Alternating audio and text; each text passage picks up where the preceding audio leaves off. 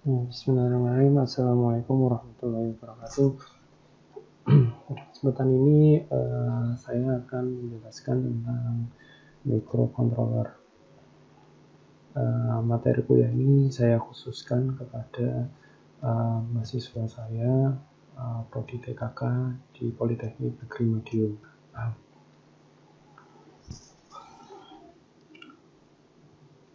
Sebelum masuk ke kuliah, ini ada penjelasan singkat terkait dengan materi kuliah yang akan saya bawakan. Untuk SKS-nya, untuk microcontroller sendiri itu ada dua, untuk praktikumnya nanti 6, teorinya 2 jam. Dimana untuk materinya untuk kelas A, 3A, 3B, 3C itu sama semua. Jadi mulai pertama itu nanti kita pengenalan ya, untuk minggu ini pengenalan, kemudian yang kedua itu ada minimum system, kemudian ada 5 pekan kita nanti bahas I/O, jadi basicnya dulu I/O, yaitu output light blink, kemudian ada output light shift, dan lain sebagainya, ada sound segment, kemudian nanti kita combine dengan bus button. Kemudian untuk pekan ke-8 nanti kita ada UTS, kemudian pekan ke-9 ada review UTS. Jadi untuk UTS yang soalnya saya berikan nanti kita review bersama terkait jawaban yang benar itu bagaimana. Kemudian untuk pekan ke-10 dan 11 nanti kita akan coba komunikasi serial. Kemudian yang pekan ke-12 nanti kita ada GUI atau Graphical User Interface. Kemudian pekan ke-13-14 ada DC. Kemudian pekan sebelum UAS kita ada timer. Kemudian setelah itu UAS. Ini rencana nanti kalau ada perubahan di setelah berjalannya waktu, ada perubahan materi, nanti akan saya infokan kembali. Tapi untuk rencana basicnya seperti ini. Kemudian untuk semester ini jadwal kuliahnya hari Senin dan Rabu ya, untuk jadwalnya kita samakan ya. Untuk kelas A, B, C itu insya Allah saya samakan. Tetapi nanti jika ada waktu atau ada keperluan seperti saya inginkan satu pertemuan dihadiri hanya kelas A saja, maka nanti akan saya bilang ke komtingnya gitu. Nah, kemudian untuk perkuliahan sendiri nanti karena ini ada di masa pandemi COVID ya, jadi nanti perkuliahannya untuk yang teori itu akan didahulukan. Nah, seharusnya di satu semester ini teori dan praktikum itu terpisah. Nah, karena kondisinya seperti ini atau COVID ini dan tidak memungkinkan untuk tatap muka, karena praktikum itu kan kalau tanpa tatap muka itu kan susah sebenarnya. Atau kalau orang tanpa memegang alatnya sendiri itu kan susah sebenarnya kalau praktikum. Jadi praktikum ditaruh di akhir dengan harapan COVID-nya selesai kita bisa melakukan praktikum secara luring gitu. Jadi ini untuk teori kita dahulukan. Jadi satu pekan nanti 2 kali pertemuan seperti itu. Jadi hari ini nanti pengenalan sama minimum system akan saya jelaskan seperti itu. Kemudian untuk aplikasi yang saya gunakan nanti ada Zoom, LMS, PNM, Google Classroom, sama Tinkercad untuk simulasinya gitu. Nah, LMS di sini berfungsi untuk kalian mendownload materi atau link YouTube yang saya berikan. Jadi insya Allah nanti saya akan mengirimkan link YouTube untuk materinya, atau nanti materi soft copy yang saya kirimkan taruh di LMS, dan juga berguna untuk mengirimkan tugas, dan saya mengirimkan tugas dan kalian mengerjakan tugas, mengumpulkan tugas di situ. Itu juga terkait dengan tes dan UAS seperti itu. Kemudian untuk Zoom ya, Zoom itu nanti difungsikan untuk kita interaksi virtual ya. Kalau ada tanya jawab, jadi ada yang sulit, saya merasa butuh penjelasan secara virtual, maka nanti kita menggunakan Zoom. Dan Zoom ini insya Allah saya tidak akan memakai setiap pekan atau 2 pekan sekali, tapi ketika dibutuhkan ya, ketika dibutuhkan. Kenapa saya tidak pakai terus menerus? Nah, saya takutnya nanti kuotanya itu dari kalian itu ada yang mengeluh itu kuotanya berkurang banyak, jadi tidak akan saya berlakukan terus menerus gitu. Jika perlu dan waktunya mungkin tidak cukup tidak memakan waktu yang banyak, mungkin 40 menit 30 menit seperti itu. Nah, untuk diskusi nanti saya akan menggunakan Google Classroom ya, Google Classroom. Nah, Google Classroom di sini nanti ada absen, kemudian ada saya tanya jawab gitu, tanya jawab. Jadi perkuliahan utama nanti ada menggunakan LMS dan Google Classroom dan Tinkercad. Untuk yang Zoom ini nanti kalau dibutuhkan ya, dibutuhkan contohnya ada penjelasan saya yang kurang maksimal, nanti kalian bisa tanyakan lewat Zoom gitu. Itu. Untuk absen di Google Classroom ya, nanti kalian menyampaikan nama dan NPM. Ketika saya menyuruh absen, maka kalian ketikkan nama dan NPM-nya di Google Classroom. Nanti insya Allah saya akan bagikan kelas A, B, dan C. Nah gitu. Kemudian nanti silahkan ya untuk Tinkercad ini, kenapa saya menggunakan Tinkercad?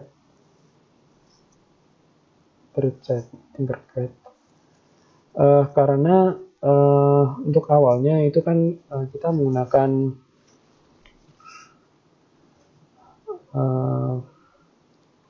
simulasinya yang ini krek-krekan seperti Proteus dan lain sebagainya. Nah, saya mencoba cari yang free dalam artian tidak berbayar gitu. Jadi bisa bebas digunakan seperti itu. Nah, ketemulah Tinkercad ini, Tinkercad. Nah, di Tinkercad ini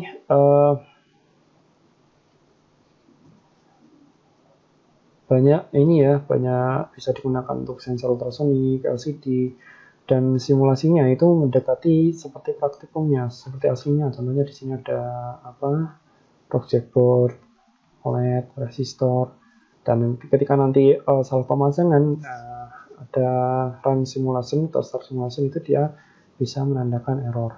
Dan di sini juga tidak perlu lagi kita mendownload Arduino IDE. Nanti rencananya kita untuk program menggunakan Arduino IDE, tapi tinggal kita klik code ini aja, code nanti keluar programnya seperti itu.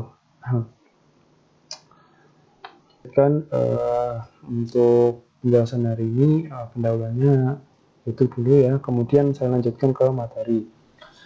Jadi di mikro sendiri itu biasanya orang menggandengkan dengan mikroprosesor, tapi sebenarnya hal itu berbeda ya. Jadi microcontroller dan prosesor itu berbeda.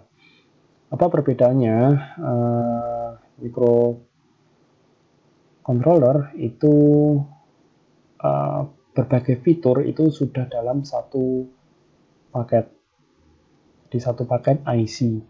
Contohnya gambar ini ya. Jadi ada ADC, kemudian ada mikroprosesornya, ada RAM-nya, ada program memori, itu sudah dalam satu IC. Itu yang disebut dengan microcontroller. Berbeda dengan microcontroller, kalau mikroprosesor dia kalau kita ingin menambah RAM, menambah ADC, atau yang lainnya, itu harus ditambahkan IC lagi kayak gitu. Jadi IC-nya ini terpisah antara ADC, RAM, program memori kayak gitu. Jadi terpisah. Nah, di mikroprosesor sendiri itu dia hanya ada 3 ini. Ya. Arithmetic Logic Unit, Control Unit, Register Unit. Nah, sedangkan di microcontroller itu sudah include sama mikroprosesor, jadi sudah satu IC. Nah, jadi saya ulangi lagi, untuk yang microcontroller itu dia fitur-fitur atau peripheral yang lain itu sudah include di satu IC gitu. Sedangkan yang microprocessor itu butuh tambahan IC lain. Contohnya kalau ADC, RAM, memori itu di microcontroller itu sudah include jadi di dalamnya. Kalau microprocessor, contohnya saya ingin menggunakan ADC, berarti dia harus menambahkan lagi ADC-nya gitu di sini gitu, ditambahkan IC lagi gitu. Jadi itu perbedaannya ya. Kemudian contohnya apa sih microcontroller sama microprocessor? Contohnya banyak sekali ya, kalian bisa searching di internet gitu. Di sini saya mencontohkan beberapa, contohnya ada ATmega 8, ATmega 8535, 16, ATmega 32, di keluarga ATmega rata-rata itu microcontroller ya. Kemudian untuk yang advance itu ada STM32F4, STM32F0, ini keluarga ARM. Nah, bedanya apa sih? Kalau yang ini itu dia 8 bit ya. Jadi program yang dikerjakan itu 8 bit. Sedangkan yang di sini itu dia ada 32 bit. Jadi aksesnya itu lebih cepat, 8 bit sama 32 bit. Bit itu kan kalau 32 bit sama 8 bit itu kan berarti berapa, 4 kalinya ya, 4 kalinya. Jadi kecepatannya lebih cepat gitu. Di sini untuk sekali proses ya. Kalau sekali proses di sini ya 8 bit, yang di sini sudah 32 bit gitu. Untuk microprocessor banyak contohnya, ada Zilog ini yang pernah saya coba waktu saya kuliah dulu, Zilog ini Z80 dan lain sebagainya gitu. Untuk yang tren sekarang ini microcontroller itu ini ya, STM32 32F4. Ini di mahasiswa saya, bimbingan tugas akhir saya sudah banyak yang menggunakan ini. Contohnya itu ada elektrokardiograf. Di elektrokardiograf nanti saya kasih contohnya ya. Saya kasih contohnya elektrokardiograf. Dan kenapa kok dia menggunakan mikro yang 32 bit ini? Kenapa nggak pakai 8 bit? Kenapa harus pakai 32 bit? Nah, nanti saya akan jelaskan. Untuk harganya ini juga berbeda ya. Untuk ATmega 8, 8535, 16 ini juga berbeda sama yang ini. ATmega 8 ini sekarang sudah turun ya, harganya ini 20 ribuan ya untuk satu chipnya. Kalau yang ATmega STM32F4 ini harga satu chipnya itu 100 ya. Tapi kalau sudah jadi board itu beda lagi. Yang ini itu mungkin sampai 900-800 ribu. Kalau tanpa LCD itu 400-an ribu. Dan ini sudah bisa banyak dijual ya, kalau kalian cari di Tokopedia itu sudah banyak yang jual kayak gitu. Kemudian untuk microcontroller yang kita gunakan nanti ada Arduino Uno ya. Arduino Uno. Nah, kenapa saya menggunakan Arduino Uno? Karena pertama kita belajar basic dari microcontroller. Pertama yaitu basic, dan pin out-nya dari sini itu tidak banyak, jadi saya harapkan dapat mencakup semuanya gitu. Kalau nanti saya terjun langsung ke STM32F4 ya bisa saja, tapi saya takutnya kalian susah untuk memahami, sedangkan yang basic aja belum paham gitu. Itu yang pertama. Yang kedua, ini barangnya ini mudah didapatkan di mana saja ya. Kalian cari di Tokopedia, ketik Arduino Uno sudah dapat gitu. Harganya juga relatif murah dan mudah digunakan. Yang terakhir itu rasanya orang mudah digunakan. Nah gitu. Nah, di chipnya di boardnya Arduino Uno ini sendiri sebenarnya ini dia ada IC namanya ATmega 328P. Nah, IC-nya ini mikronya itu ini ya, sebenarnya ini. Untuk yang ini itu dia boardnya, gitu. Mikronya itu ini aja, gitu. 328P. Dia 8 bit ya. Ini ya, kalau kalian baca ini dia 8 bit. 8 bit. Nah, di sini saya minta tolong untuk di-downloadkan ya datasheet Atmega 328P datasheetnya. Nanti kita belajar dari datasheet. Jadi kita nggak belajar Arduino saja, tapi kita belajar dalamnya gitu. Belajar dalamnya supaya arsitekturnya itu kalian paham. Oh ternyata itu isinya mikro itu seperti ini ya gitu. Tapi nggak semuanya, tapi yang basic-basic aja yang mungkin nanti kalian paham sesuai jangkauan kalian gitu. Oh ya, ini saya lupa menyampaikan. Jadi di perkuliahan saya nanti untuk microcontroller ini itu ada 2 syarat. Yang pertama, kalian harus sudah mengikuti rangkaian digital. Kemudian yang kedua sudah mengikuti pemrograman terstruktur dan algoritma ya. Algoritma dan program terstruktur. Nah itu mata kuliah itu kalian sudah harus paham dulu sebelum masuk ke sini karena nanti akan dibawa kayak gitu. Nah kemudian isinya dari Atmega ini apa sih sebenarnya kayak gitu. Nah isinya tuh ternyata seperti ini kayak gitu. Dia kakinya ada 28 kaki, di mana portnya itu terdiri dari 3 port. Ada port C, port D, port D.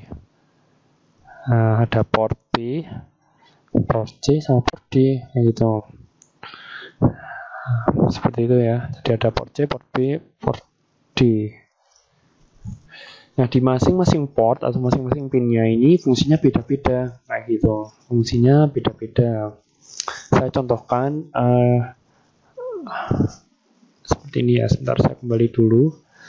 Nah di sini ada ADC microcontroller tadi dia sudah include 1 pin atau include dalam IC-nya Dia sudah include dalam IC-nya. Nah, kalau di sini itu kita bisa tunjukkan di mana dia sudah include di IC-nya, yaitu bisa ditunjukkan di kaki nomor 23, 24, 25, 26, 27, 28. Nah, di sini ini sudah ada ADC. Ya, kalau kalian lihat di sini ada ADC. Di mana singkatannya itu analog to digital converter. Di sini disediakan 5 pin, 6 pin ya, 6 pin. Kayak gitu. Ini ada ADC.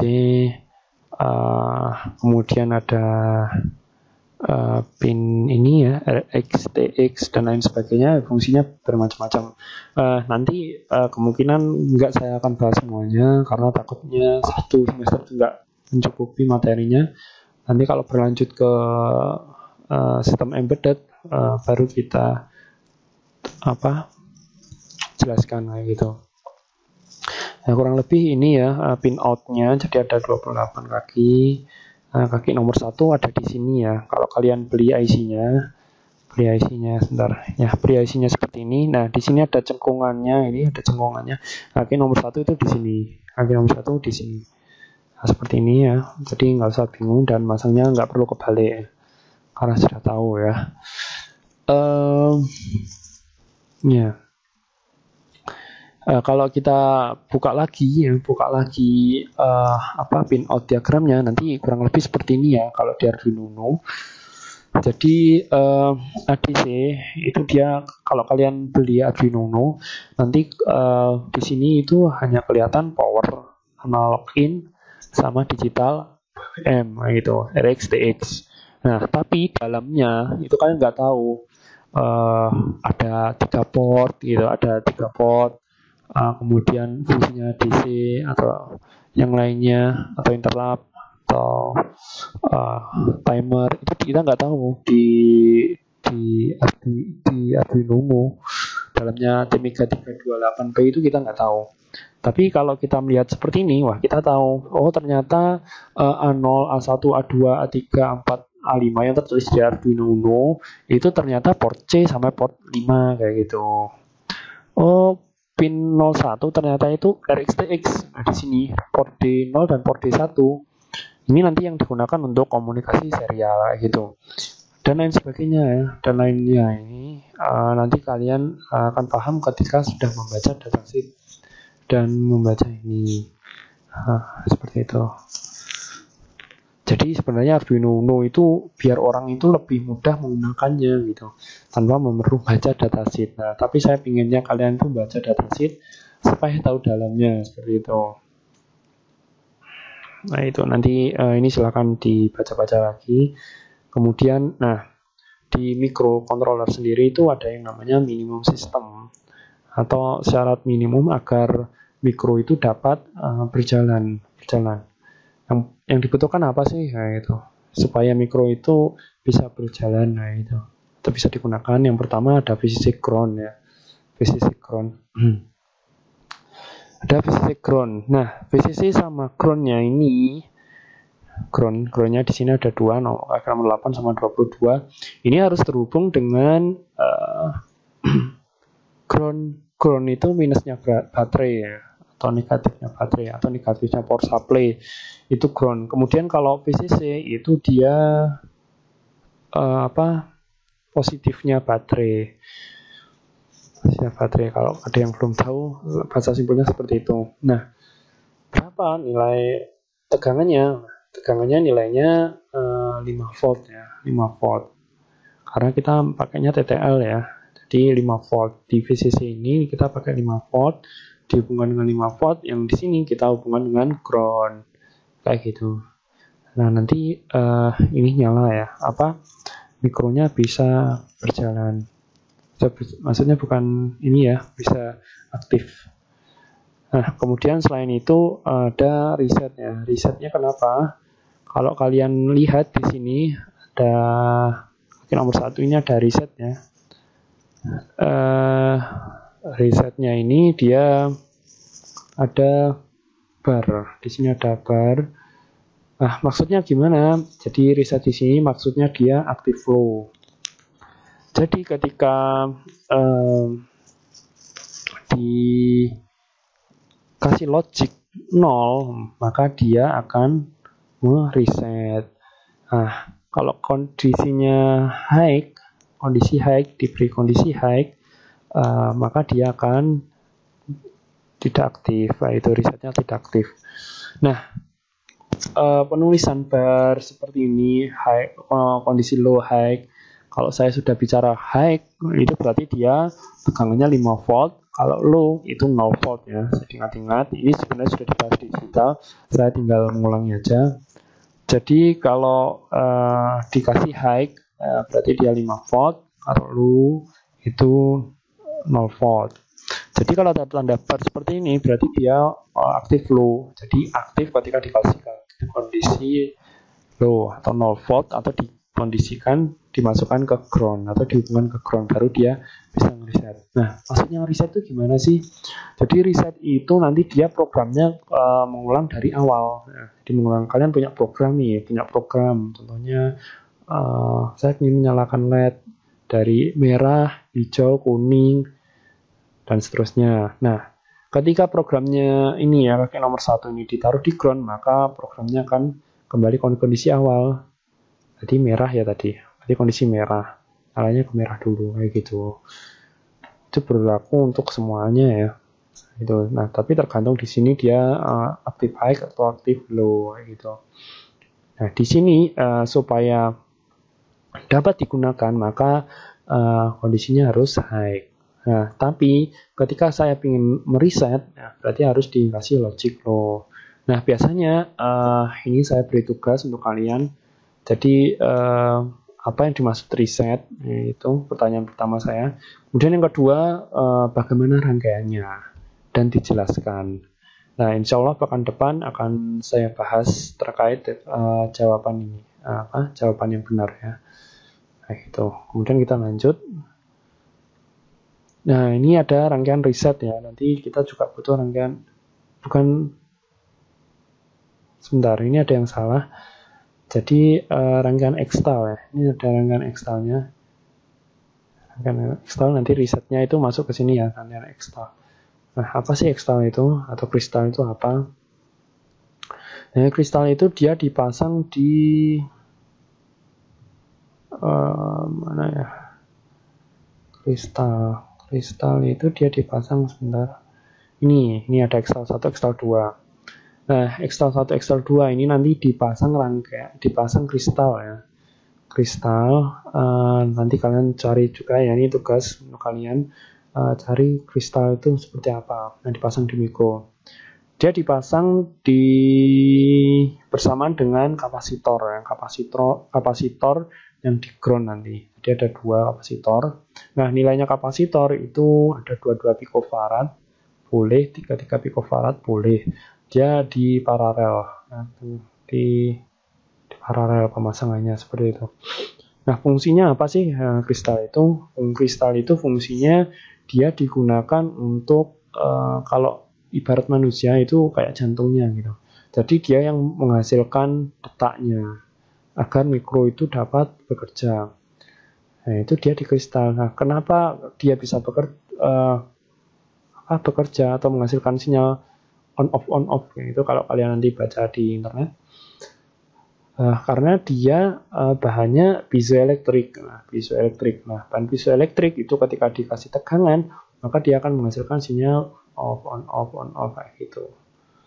Nah, cepat atau tidaknya kerjanya dari mikro itu juga dipengaruhi dari kristal yang digunakan. Semakin tinggi nilai kristalnya, maka dia kerjanya semakin cepatnya. Atau nilai frekuensi kristal. Nanti kalau kalian beli kristal itu ada nilainya. Ada yang 11.059200, ada yang 12 MHz, ada yang 16 MHz, 8 MHz, dan seterusnya gitu. Itu banyak dijual di pasaran. Di Madin juga ada ya. Kemudian dan lain sebagainya ya. Nanti tugas yang kedua kalian ini ya tentang rangkaian kristal kayak gitu. Nah, jadi itu nanti materi yang bisa saya sampaikan ini ya terkait dengan minimum sistem. Jadi nanti yang pertama itu tentang riset ya, ada tugasnya ruang riset. Riset itu apa dan bagaimana rangkaiannya nanti dijelaskan. Kemudian yang kedua terkait dengan kristal. Itu rangkaiannya bagaimana dijelaskan juga cara kerjanya itu. Nah, nanti akan kita bahas untuk pekan depan. Untuk yang pertama ini nanti kita akan bahas I/O ya untuk materi pertama sesuai dengan yang di sini kita akan bahas I/O. I/O nanti kita menggunakan Tinkercad.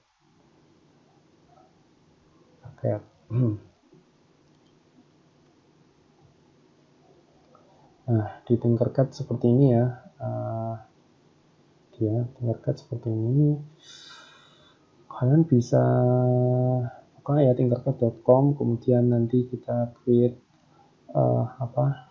desainnya. Kalian bisa create project, kemudian tinggal diklik aja ini. Di create.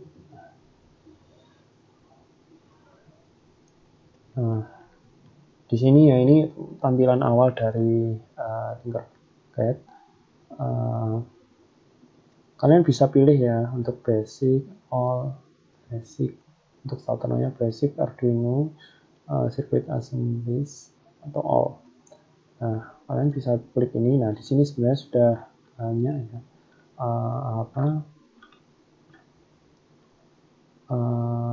simulasi-simulasi yang mempermudah kalian. Contohnya saya ini ya mencontohkan program sederhana. Jadi saya akan menyalakan LED. Jadi saya contohkan ini sudah masuk materi yang ketiga ya. Untuk yang I/O, untuk yang output kita membahasnya yang output dulu. Nah, kita coba menyalakan LED. Nah, caranya gimana? Ya kita pilih dulu ya LED. Ini ya. Ini basic ada nggak ya? Nggak ada. Di all aja coba dulu. Nah, ini ada resistor, kita klik ya. Ada resistor, kemudian ada LED. Dari resistor ada LED. Nah, di sini ada pakai anoda katoda. Jangan lupa ya, untuk anoda itu dia digunakan untuk positif ya, yang katoda negatif. Jadi ini masangnya ya. Saya dipasang ke sini. Ini untuk yang positifnya. Dia masukkan ke IC. RD2 contohnya seperti ini. Kita coba ngoding sederhana aja. Gimana sih cara ngodingnya Arduino Uno ini? Nah, kita lihat dulu port di pin 2 ini dia terhubung kemana gitu. Kita lihat di datasheetnya. Atau kalau di Arduino, saya contohkan di Arduino dulu ya. Kalau Arduino mudah. Nah, di sini untuk di code-nya ini ada dua pilihan ya. Pertama bisa menggunakan blok, bisa menggunakan teks. Nah, kalau di Arduino mudah, kita tinggal pilih pin mode ya, 2. Modenya apa atau tipenya apa, dia jadikan sebagai output ya, gitu aja. Kemudian kita pilih di void loop pin 2 gitu ya. Kemudian kita kasih delay 2 delay ya gitu. Atau ini coba saya hilangkan dulu ya, biar kalian paham. Simbol seperti ini dulu, kita start. Ya, ini akan menyala. Ini akan menyala. Gitu. Nah, kalau kita kasih program seperti ini,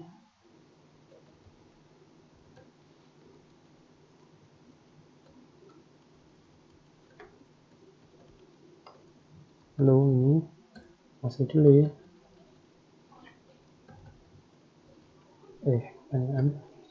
Kita start, maka dia akan nyala mati dengan waktu jeda 1 detik. Nah, itu. Jadi mudah sekali penggunaannya. Nah, tapi jeleknya di Arduino atau di Arduino IDE, kalau pembelajaran itu kalau saya kurang serap ya. Kenapa? Karena kita tidak tahu dalamnya ini. Kan sebenarnya fungsi ya. Fungsi, kita nggak tahu dalamnya ini itu apa gitu. Dan program dasar ya untuk Arduino IDE itu ada dua ini ya, ada dua. Ada dua, yang pertama void setup sama void loop. Ini harus ada. Nah, void setup itu fungsinya buat apa? Jadi fungsinya void setup itu untuk mengatur konfigurasi pin-pin yang kita gunakan. Nah, untuk mengatur konfigurasi pin yang kita gunakan. Nah, kalau di void loop ini dia fungsinya untuk looping terus-menerus ya, atau mengulang terus-menerus. Jadi itu programnya akan looping terus-menerus gitu. Nah, nanti ini ya, kita belajar supaya tahu dalamnya, kita harus tahu registernya dulu yang ada di ini, di Arduino IDE ini. Kalau kita lihat di sini ya, kita lihat port 2 ini dia terhubung dengan pin 2 yang di sini terhubung dengan port D2. Port D2. Nah, bagaimana cara menggunakannya? Kalau kita main register, berarti tinggal DDRD sama dengan 0x FF. DDRD 0x FF. Kemudian kita di sini tulis port D sama dengan 0x 02.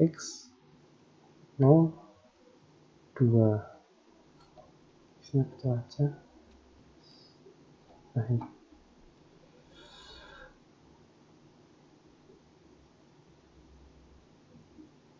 Belum menyala. 2 itu, salah. Dia itu ada di 100, berarti 0x04. 0x0401 ya.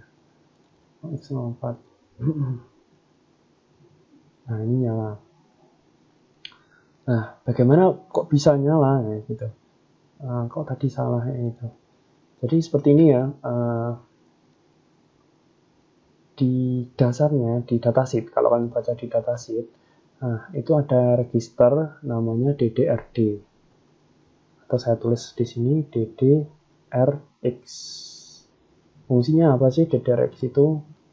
Untuk ya, register untuk mengatur input atau output suatu pin. Nah, DDR X itu bisa kalau kita pakai port B berarti port DDR B, kalau kita pakai port C DDR-C, kalau kita port D berarti DRD. DDR-X ini register untuk mengatur input atau output suatu pin. Nah, di pinnya itu nanti kalau dia bernilai 1 ya di DDR-nya dia bernilai 1 kalau jadi output, bernilai 0 kalau jadi input. Nah, 0xFF itu kalau ini kan bilangan heksa kan ya. Bilangan heksa kalau jadikan biner nanti dia jadinya 0B 11111111. Nah, di mana semua pin yang ada di port D jadi output. Karena pada di sini kalau DDR-nya nilainya 1 maka semuanya jadi output. Kalau bernilai 0 maka jadi input. Nah, karena ini bernilai 1 semua maka jadi output semua gitu. Jadi fungsinya DDR-X itu adalah register untuk mengatur input atau output suatu pin. Karena bernilai 1 maka jadi output semua. Nah, sedangkan di sini di void loop kita menuliskan port D sama dengan 0x04. Kita maksudnya gimana sih ini? Nah, port D itu fungsinya port D ya atau port X fungsinya untuk atau port X itu fungsinya tergantung ya, tergantung DDR X-nya atau DDR-X. Kalau dia jadikan sebagai output, yang sedang kita bahas ini output, maka dia kalau bernilai 0 ya, bernilai 0 maka dia menjadi low. Kalau bernilai 1 maka dia menjadi high. Nah, di sini kalau kita binarkan maka nilainya 0B 000000 ini ya. Ya. 000100. Dimana ini binar dari 0x04. Berarti ini miliknya port C0, port D0, port D1, port D2. Port D2 kita lihat ya di datasheetnya. Nah, ini kan dia masuknya ke port D2 kan ya, 0, 1, 2. Berarti kalau kita tulis programnya, kalau ditulis biner berarti 00, 1, 0, 0000 seperti itu, ada 8 bit. Yang satu itu ada di sini ya gitu. Nah, kalau ditekan 1 maka dia sesuai dengan kaidah ini maka dia akan berfungsi sebagai output high, gitu, output high. Makanya dia bisa menyala karena ketika di sini dikasih 5 volt ya, 5 volt, kemudian nyambung ke resistor, ke LED, nyambung ke anodanya ini ke katoda, maka dia bisa menyala seperti itu. Bisa nggak ini saya ganti 0B atau saya ingin nulis biner biar nggak pusing-pusing gitu, maksudnya bisa ya, tinggal diganti 0B 00000100 seperti itu. Ada kan maka nyala gitu. Nah, kenapa kau tadi salah? Karena yang saya nyalakan tadi adalah pin ke 1 di sini karena nilainya 0x02 atau binarnya seperti ini. Ini kalau saya pindah ke sini maka nanti dia akan